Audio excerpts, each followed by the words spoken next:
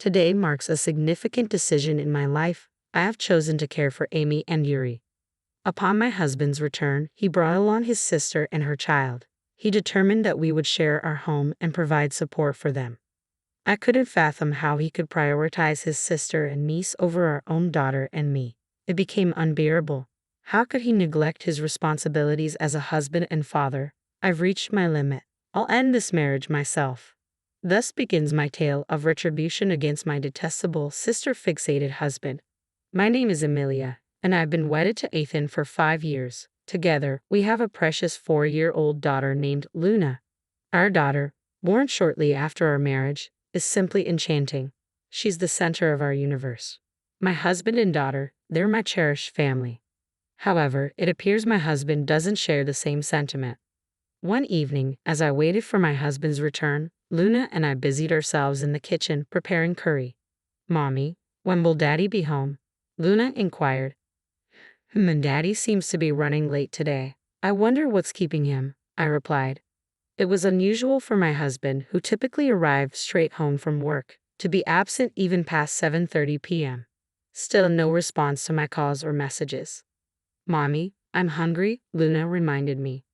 "All right, sweetheart, let's go ahead and eat without Daddy tonight," I replied, trying to mask my disappointment.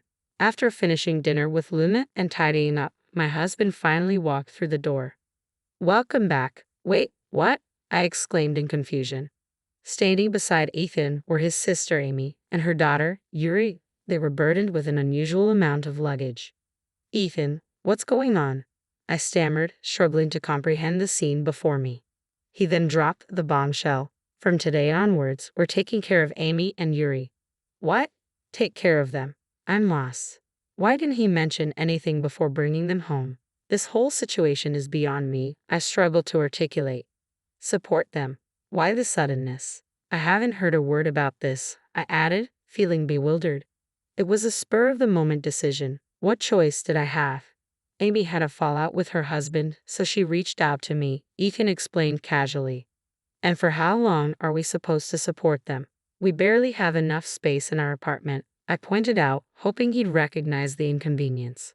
But my husband seemed unfazed. "Can't you let them use your room?" he suggested, as if it were the most obvious solution. "My room?" I echoed, incredulous. "You can move into Luna's room, then we'll have a spare room for Amy and Yuri," my husband suggested, as if it were the simplest solution. I was speechless. Did he expect me to accept this without protest? Why should I tolerate all of this when we're the ones providing for them? It made no sense to me. With a forced smile, my husband ushered his sister and niece inside, saying, "Make yourselves at home from now on." Without a hint of apology for the abrupt intrusion, they made themselves comfortable on the couch, engrossed in the TV. I pulled my husband aside, whispering urgently, "Have you lost your mind? Taking in Amy and Yuri out of nowhere, and our budget is already tight." My husband let out a frustrated sigh, his expression turning sour. "Come on, Amy's in a tough spot, and you're acting so heartless. Can't you show a little compassion?" my husband chided. "It's not about lacking compassion. I don't mind them staying temporarily, but fully supporting them is a different matter. They should at least chip in for groceries," I argued. "What? You're being downright miserly. Amy's not even working. It's obvious she can't contribute," he retorted, accusing me of being stingy. "Your opinion doesn't concern me. My sister needs help. As the head of this household, I've decided to assist her, and you should respect that," he declared firmly, before diverting his attention to games with them. To add insult to injury, the curry I'd saved for tomorrow disappeared, devoured by my husband and his guests. Throughout the evening, I endured my husband's scolding. "Make sure you prepare more nutritious meals for my niece," he demanded. It struck me, had my husband ever shown this level of concern for our daughter's nutrition? Apparently, he could muster such care only for his beloved niece. My husband wholeheartedly sided with his sister, disregarding my feelings entirely. To make matters worse, he branded me as a miser for worrying about our finances. "She can't chip in for groceries because she's not working. That's not my problem. Regardless of their struggles, we can't afford to support them indefinitely for free," he stated bluntly. The next day, and the day after that, my husband doted on his sister and niece, barely acknowledging me and our daughter. "Amy, I picked up the cake you wanted," he announced. "Oh, Thank you, Ethan, Amy replied, her gratitude directed solely at him. I spotted some toys from Yuri's favorite cartoon on sale. I couldn't resist getting them, my husband mentioned casually. Sure, go ahead, I replied, trying to hide my disappointment. The cake was exclusively for his sister and niece, and naturally, the toy was intended only for his niece. Both our daughter and his niece were around the same age, so it wasn't difficult to imagine that our daughter would also appreciate some cake and toys. But I had to endure a little longer. Once his sister reconciled with her husband, they would leave our home, and our family life would revert to its usual rhythm. Repeating this mantra to myself, I managed to suppress my frustration. Then one day, my daughter approached me with a heart-wrenching question. Mom, does Dad like Yuri more than me? What? Why do you think that? I asked, taken aback. He seems to only pay attention to Yuri. He doesn't even respond when I talk to him, she explained tearfully. I was speechless, engulfed in a wave of sadness. Pulling her close, I held her tightly, unable to find the right words to console her. Don't worry, Luna. He's your dad, I reassured her, though inside, I knew the situation couldn't continue. A few days later, I confronted my husband about his behavior. Luna's feeling neglected. It's great that you love Yuri, but you need to make time for Luna as well, I urged. Fine. It's just so much effort, he grumbled. Effort? Our daughter is Luna, not Yuri, I reminded him. Yeah, I understand. I'll make an effort to pay attention to Luna, he conceded. Despite my efforts to communicate my daughter's feelings, nothing changed. I watched as my daughter gazed at my husband, who was joyfully engaged with our niece, her eyes filled with sorrow. It seemed futile to expect my sister-in-law to step in and care for our daughter in my husband's absence. They were always focused on Yuri. I was the sole source of attention for our daughter, yet she still seemed lonely. A month went by, and our family was crumbling under the strain. Financially, we were barely scraping by. Moreover, no matter how much I tidied, our apartment remained in disarray because my sister-in-law and niece never lifted a finger to help. Meanwhile, my husband continued to lavish attention on his sister and niece, neglecting both our daughter and me. I couldn't endure this any longer. I've had enough. This has gone too far. Can we please have a serious discussion about our future? I confronted my husband, my frustration boiling over. What's gotten into you all of a sudden? I've been saying the same thing repeatedly, haven't I? Life is becoming increasingly difficult, and what's your plan regarding Amy and her predicament? You're not suggesting we live like this indefinitely, are you? He retorted. What choice do we have? She's in the midst of a marital dispute, I explained. Then shouldn't she consider divorce or try to resolve things with her husband? It's been a month already. Luna and I are reaching our breaking point. Please take our feelings into consideration, I pleaded. I knew broaching this subject would upset Ethan, but I had to advocate for Luna and the future of our family. Luna adores you, but when she sees her dad showering affection only on his niece, it's bound to hurt her. I prioritize Luna's feelings over my own, I expressed to my husband. Ethan's a father as well. He should understand how much Luna is hurting and adjust his behavior, I added, hoping for some empathy. But his response left me speechless. Amy is family, right? She's your family too. How can you say such cold things? You're heartless, he accused me. Heartless? Me? I was taken aback by his accusation. It's not that I dislike Amy and Yuri. I just want our situation to change. But Ethan made it seem like I was the villain in all of this. I always knew you were cold-hearted, Ethan accused. Amy's struggling, and Yuri misses her dad. I have to give them attention. You're there for Luna, so why can't you handle it? Whoa, hold on, I protested. I'm covering all the household expenses. Why should Luna and I suffer? My salary contributes to our family budget, But Amy is my sister. That makes her your family too, yet you're always so distant, Ethan argued, laying the blame squarely on me. His cold gaze made it clear that his sister and niece took precedence over our daughter.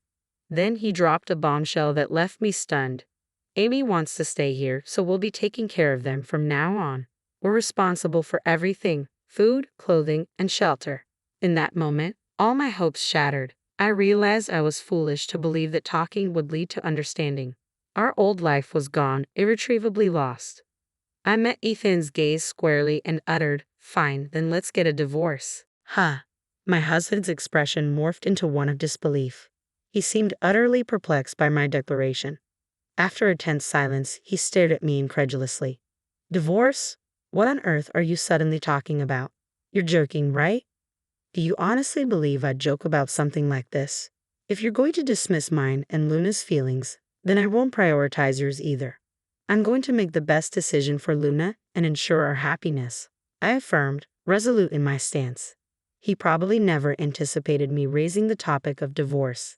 His disbelief was palpable as he scoffed, talking about divorce.